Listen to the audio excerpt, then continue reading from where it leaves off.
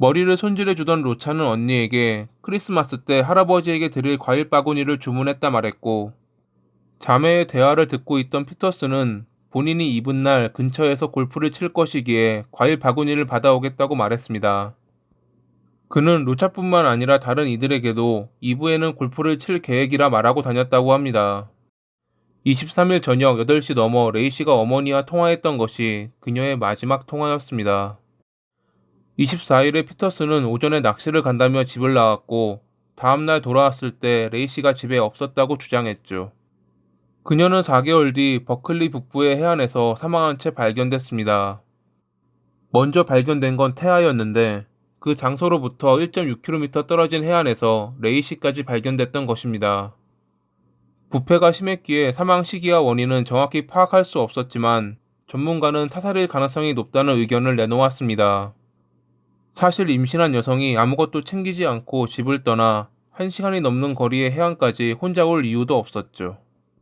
아끼는 반려견 역시 데려오지 않았던 것 때문에 경찰 역시 타살을 전제로 삼고 조사에 임했습니다.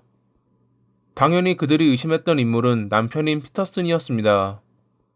그가 25만 달러, 하나로 약 3억 원이 조금 넘는 레이시의 생명보험을 들었던 점과, 분명 24일에는 골프를 갈 계획이었는데 혼자 낚시를 가는 걸로 일정을 바꾸었던 점, 그가 소유한 배에 있던 공구에서 발견된 레이시의 머리카락 때문에 2003년 4월 18일에 경찰은 그를 체포했습니다.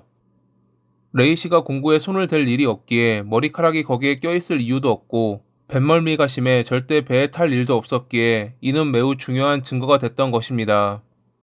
골프장 인근에서 체포된 그는 당시 머리를 염색하고 형의 신분증과 1만 5천 달러, 하나로 약 2천만 원에 달하는 현금, 그리고 여러 캠핑 장비를 갖고 있었기에 검찰은 그가 도주할 준비를 하고 있었다고 주장하기도 했지만, 그는 이에 대해선 끝까지 부인했습니다.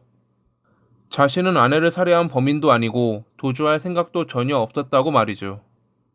검찰은 피터슨을 1급살인과 2급살인 두 가지 혐의로 기소했고, 그는 무죄를 주장하며 보석금을 내고 풀려났습니다.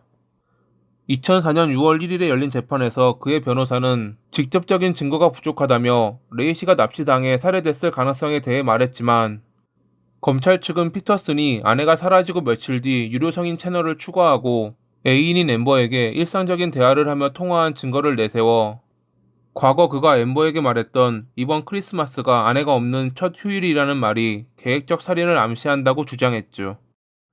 마치 아내가 돌아오지 못할 것을 아는 것 같은 행동이라는 검찰의 주장에 재판은 그에게 불리하게 돌아갔습니다. 검찰은 그가 증가하는 부채와 다시 솔로가 되고자 하는 욕망 때문에 아내를 살해한 것으로 추정하면서 앰버와의 불륜, 재정적 문제, 아버지가 되는 것에 대한 두려움을 살인 동기라고 주장했습니다.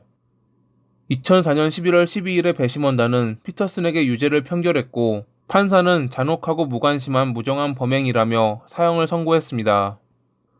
피터슨은 이에 항소했고, 2020년까지 이어진 법정 공방에서 캘리포니아 대법원은 7대 0의 판결로 유죄 판결을 지지했습니다.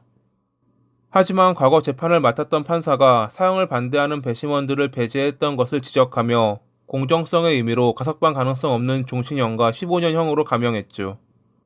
아직까지도 자신의 무죄를 주장하고 있는 피터슨. 그의 말이 진실인지는 오직 사망한 레이시와 세상에 빛을 보지 못한 코너만이 알 것입니다. 이런 슬픈 일들이 사라지는 날이 오길 바라며 이만 마칩니다. 오늘도 시청해주셔서 감사합니다.